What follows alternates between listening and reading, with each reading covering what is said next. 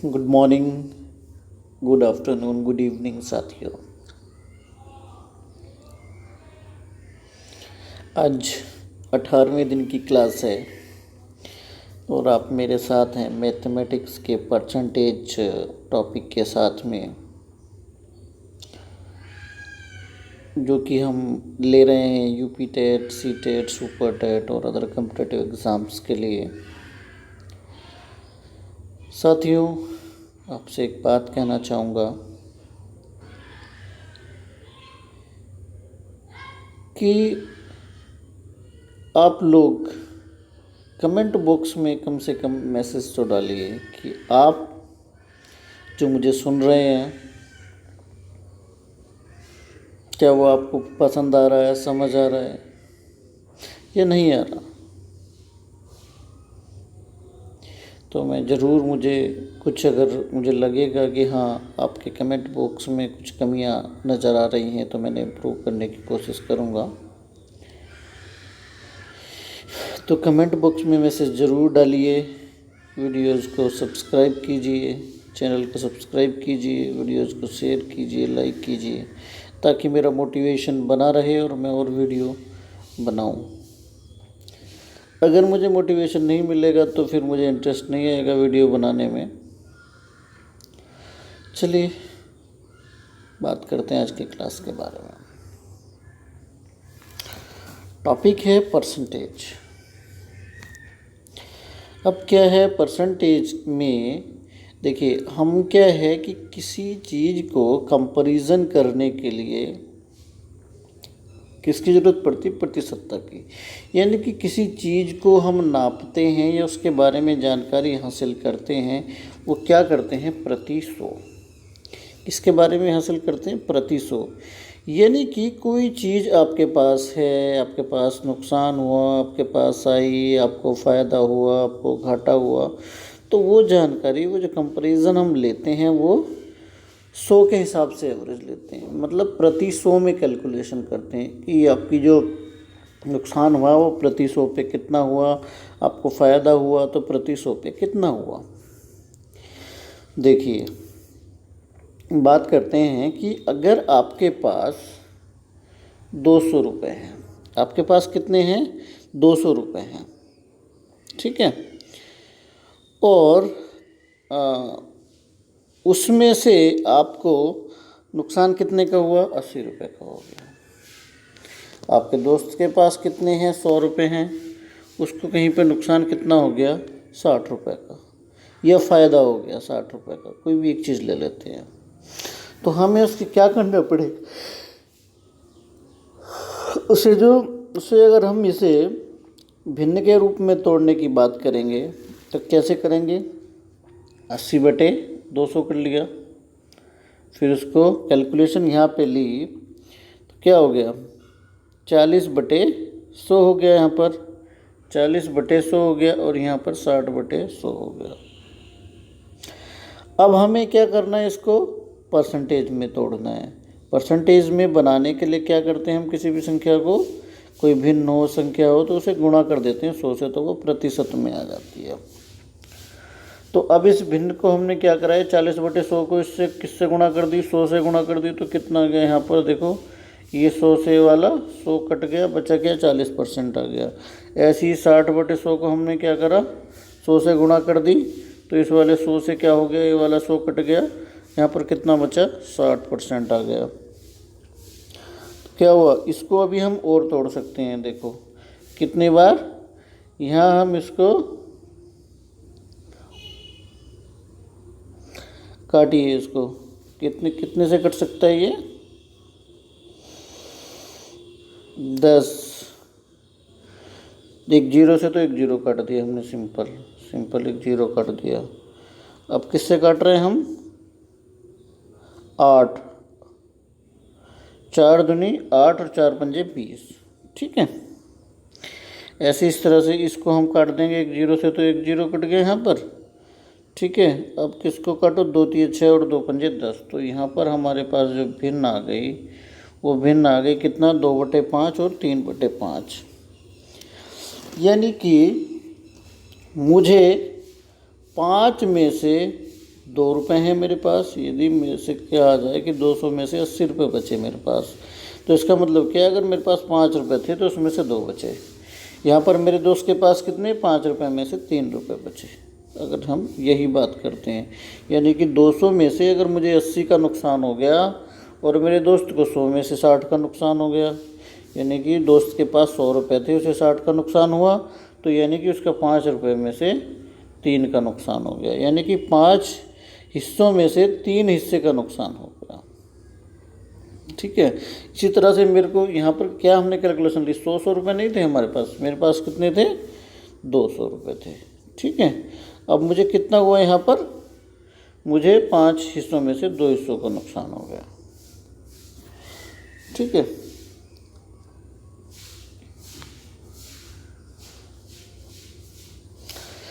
यहाँ पर अब हम क्या कर रहे हैं,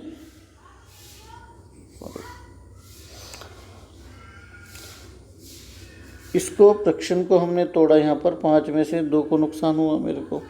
फ्रैक्शन को अगर हमें इसी को फिर वापस फ्रैक्शन में लेकर के आना है तो फिर क्या करेंगे, हम फ्रैक्शन से क्या करना है आपको, गुणा करके तो प्रतिशत में आ जाता है। देखो 1/2 को अगर हमसे कहा जाए 1/2 को प्रतिशत में चेंज करो, तो हम क्या करेंगे, 1/2 को 100 से गुणा कर देंगे। 2 से ऐसे कटा, कितनी बार कट जाएगा 2 से, ये 50 बार कट जाएगा। कितना आ गया, 50% आ गया। देखो मेरे पास 1000 रुपये थे, मेरे पास कितने थे, 1000 रुपये थे, जिसमें से किसकी हो गई, 10 रुपये की चोरी हो गई। ठीक है। मेरे दोस्त के पास 100 रुपये थे, उसमें से कितनी हो गई, 10 की चोरी हो गई। अब हमें देखना है कि किसको कितने प्रतिशत का घाटा हुआ, तो उसके लिए क्या करेंगे, देखो 10 रुपये का घाटा हुआ कितने में से, 100 में, 1000 में से कितने थे मेरे पास, 1000 रुपये थे, और उसमें से 10 रुपये का मेरा घाटा हो गया। इसको लेना प्रतिशत में, तो गुणा कर दिया हमने किससे, 100 से। तो अब इसे क्या करा, ये 2 जीरो से 2 जीरो कट गया और 1 जीरो से 1 जीरो कट गया, कितना बचा, 1%। तो मुझे कितने का नुकसान हुआ, 1% का। अब मेरे दोस्त के पास थे ही 100 रुपये, अब उसमें से क्या हो गया, उसे भी 10 रुपये की चोरी हो गई, या 10 रुपये का नुकसान हो गया। तो क्या करा, उसको 10 में से 100 में से कितने का नुकसान हुआ, 10 का, गुणा कर दी 100 से, तो ये वाले 100 से ये वाले 100 कट गया, यह कितना बचा, 10%। यानी कि मुझे जो नुकसान हुआ वो 1% का हुआ, और मेरे दोस्त को जो नुकसान हुआ वो कितने का हुआ, 10% का हुआ।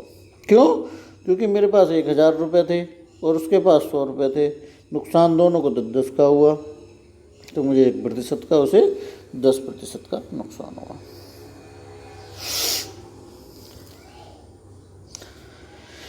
चालीस प्रतिशत का मतलब होता है बराबर 40/100। 40% का मतलब होता है बराबर 40/100। प्रतिशत का चिन्ह हटाना है तो 100 से भाग कर देंगे किसी संख्या में से, और अगर उसमें प्रतिशत, अगर किसी संख्या में प्रतिशत का चिन्ह लगाना है तो 100 से गुणा कर देंगे। देखो अगर 60% की बात करी जाए, ठीक है, तो यहाँ पर 60% की अगर हम बात करेंगे तो 60 से क्या कर दिया हमने, भाग कर दिया, तो क्या आ गया यहाँ पर 3/5 आ गया। कैसे 5 आ गया 3/5, देखो 1 जीरो से यहाँ पर 1 जीरो हमने काटा, 2 तिया 6 और 2 पंजे 10, यहाँ पर भिन्न काटने के बाद कितनी आ गई, 3/5 आ गई। अब भिन्न से हमें प्रतिशत बनाना है, भिन्न से हमें प्रतिशत बनाना है तो 100 से गुणा कर देंगे। भिन्न से प्रतिशत बनाना है तो 100 से गुणा कर देंगे। क्या किया, सेम वही किया हमने, 2/5 उठाया, 2/5 को गुणा कर दिया कितने से, 100 से गुणा कर दिया, तो 5 से इसको काटा कितने बार, 20 पंजे 100, ये कितने बार हो गया, 20 दूनी 40 हो गया। इस तरह से क्या है, हम भिन्न से प्रतिशत और प्रतिशत से भिन्न में लेकर के संख्या को आ सकते हैं। देखो अब हमें क्या करना है, हाँ, ये है हमारा प्रतिशत में दिया है और इसको हमें भिन्न में कन्वर्ट करना है।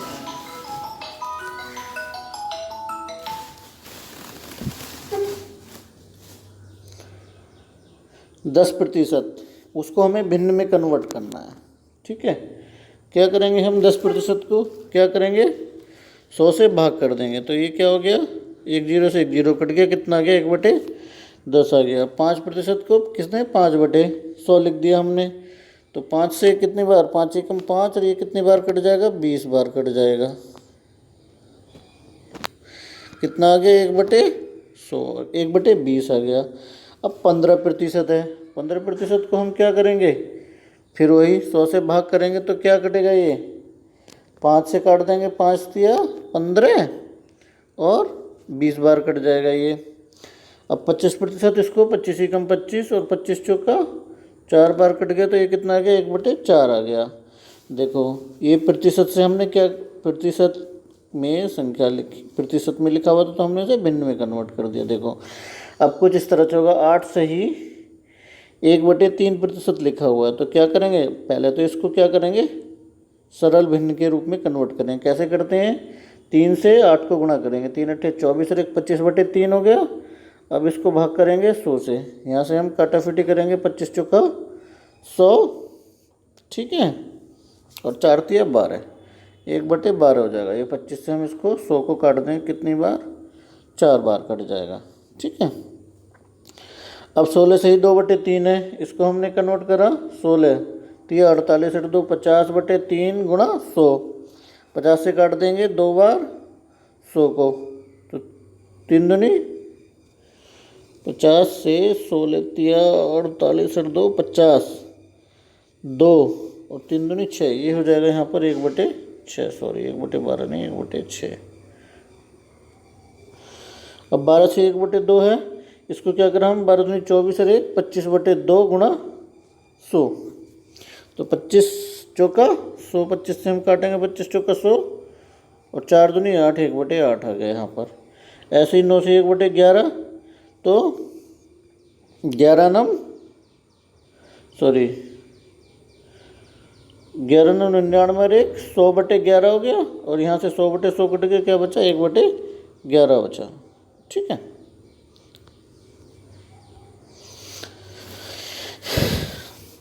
और एग्जांपल लेते हैं। अब हमें भिन्न से क्या करना है प्रतिशत में चेंज करना है। 1/9 लिया हमने, 1/9 लिया, 1/9 को 100 से गुणा कर दी।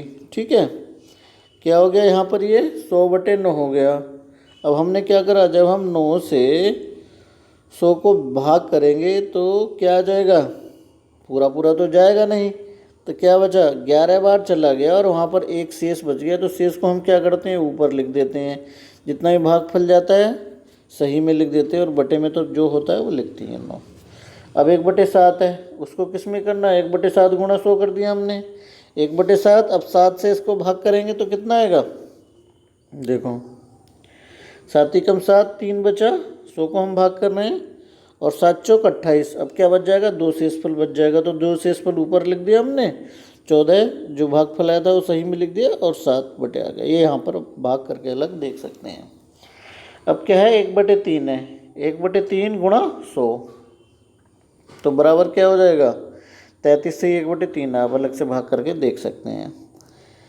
अब देखिए यहाँ पर कोई संख्या लिखी हुई 25%, उसका मतलब क्या होता है 25% का मतलब होता है 1/4। आपने देखा होगा ना चौथाई कहते हैं, तो कितना होता है चौथाई होता है 25% होता है। इसको कैसे लिख सकते हैं हम 25/100, यानी कि 25 एकम 25 और 25 चौका 100 आ गया ना चौथाई यहाँ पर 1/4।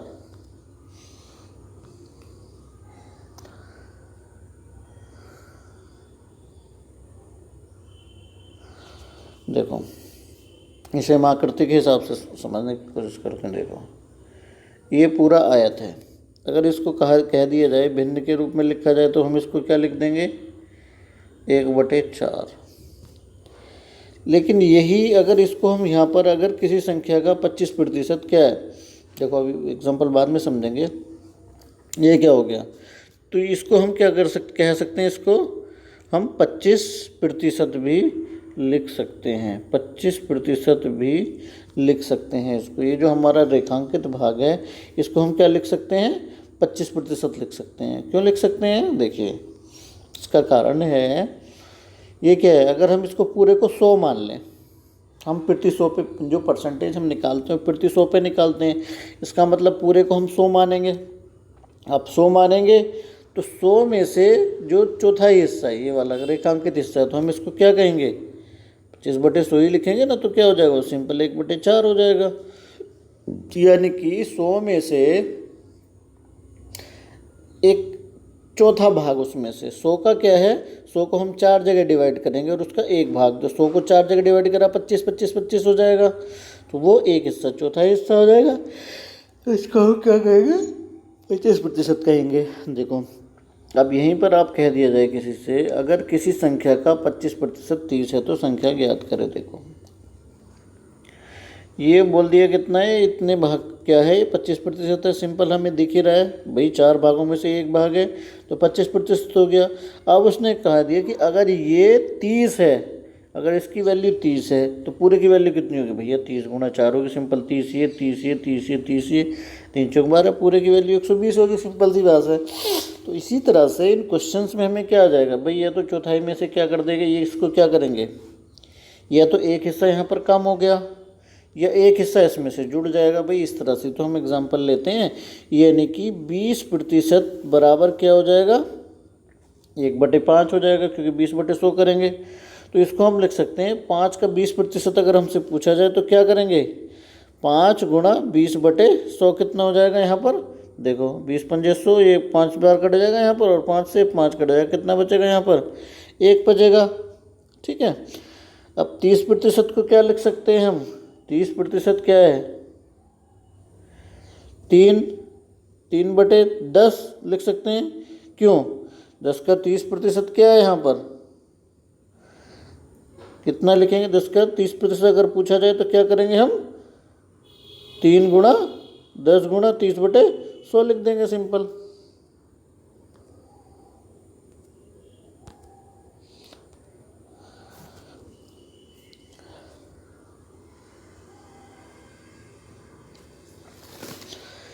चालीस प्रतिशत बराबर क्या होता है, 2/5, और 5 का 40% अगर आपसे पूछा जाए कि 5 का 40% क्या होगा, 2 होगा। क्यों होगा, देखो 40% को कैसे लिख देंगे हम, 40 बटे हमने लिख दिया 100, अब इसको काटा तो कितना बचेगा, ये 2/5 बचेगा।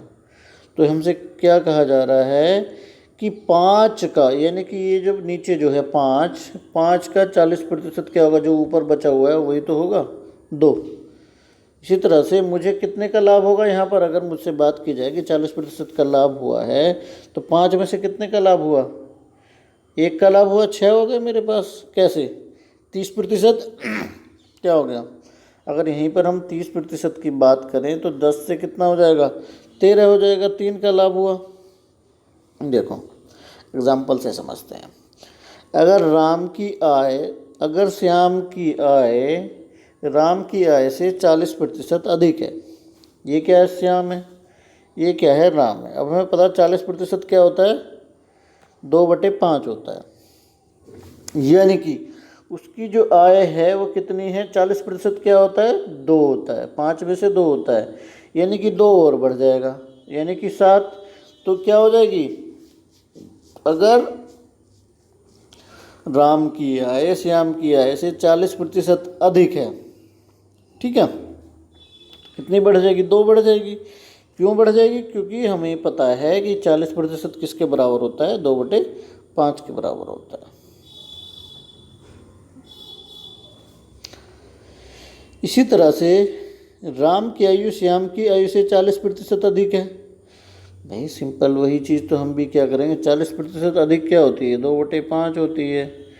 आपको पता है 2/5 होती है, कितनी, अब प्रतिशत कितनी, 5 तो है ही है, उसमें क्या है, 5 की 2 और जोड़ दिया हम पर, कितना हो गया यहाँ पर, 7 हो जाएगी। अब राम को अगर यही किया जाए कि राम को किसी चीज़ में 40% का लाभ होता है, 40% का लाभ होता है, यानी कि भाई 40% क्या है, हमें पता है 2/5 है, 40% क्या है, तो उसके पास, इसका मतलब ये है कि उसके पास जो नीचे होता है वो टोटल सामान होता है, यानी कि उसके पास क्या है, 5 रुपये का सामान है।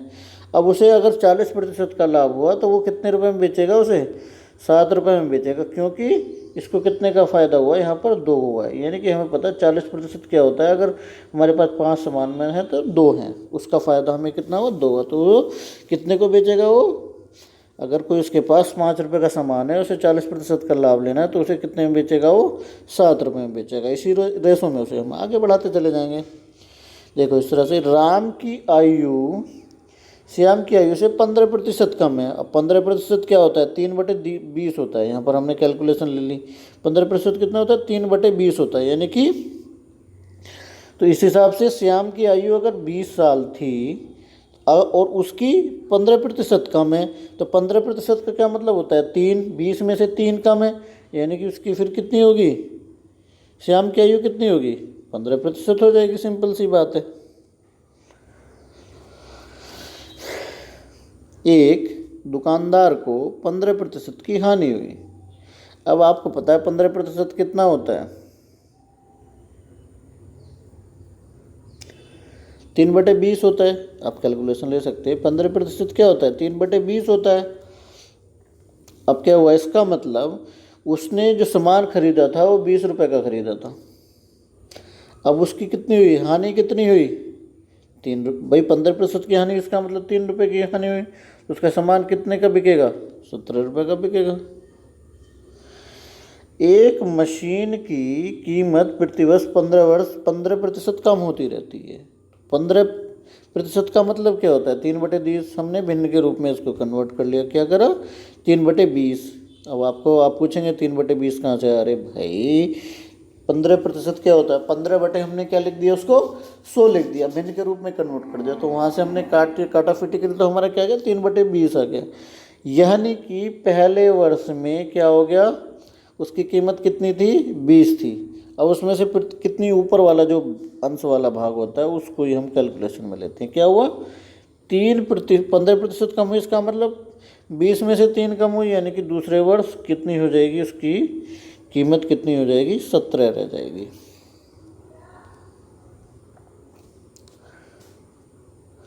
एक चुनाव में 15% लोगों ने मतदान नहीं किया। एक चुनाव में 15% लोगों ने मतदान नहीं किया। 15% का मतलब क्या होता है, वही आपको पता है, 3/20। यानी कि 20 लोगों में से, अगर यहाँ पर हमसे पूछा जाए कितने लोगों में से मतदान अगर 15% नहीं किया, तो 20 लोगों में से कितने लोगों ने मतदान नहीं किया, इन 3 लोगों ने मतदान नहीं किया।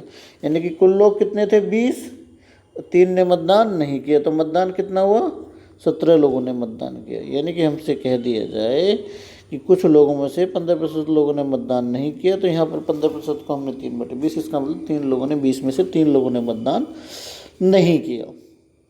अब हमें ज़्यादा लोगों में से निकालना है, तो उस हिसाब से हम इस कैलकुलेशन को बढ़ाते चले जाएंगे। अब क्वेश्चन है, किसी संख्या का 60% यदि 360 है तो वो संख्या बताओ। देखो और यहाँ पर क्या निकाल लिया, 60% निकाल लिया। 60% निकालने के लिए हमने क्या करना है, 60/100 कर लिया। अब इसको काटा तो कितना आ गया, 3/5 आ गया। ठीक है, अब 5 का 60% 3 होता है, तो क्या कर लिया हमने, 5 का 60% कितना, 3 होता है, 360। अब 360 को कितना हमने कर लिया, भैया 3 से भाग करेंगे। क्यों भाग करेंगे, क्योंकि हमें 1 की वैल्यू निकालनी है ना। तो यहाँ पर क्या आ गया आपका, 120 आ गया। अब कह रहे हैं कि किसी संख्या का 60% यदि 360 है तो संख्या बताओ। यानी कि हमें पता है कि 5 में से 60% क्या है, वो 3 है। अब 3 क्या है, उस 3 की वैल्यू क्या है, 160। तो उस 160 में से जब 1 की वैल्यू निकालेंगे तो आई 120। अब उस 120 को सिंपल सी बात है 5 से गुणा करना पड़ेगा। तो 5 से गुणा करा तो कितना आ गया, 600 आ गया। तो वो संख्या कितनी होगी, 600 होगी।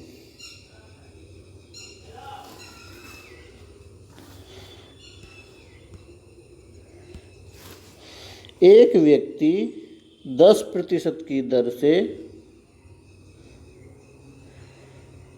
2000 रुपये 2 वर्ष के लिए साधारण ब्याज पर देता है। देखो हम यहाँ से ब्याज के क्वेश्चन भी ले सकते हैं।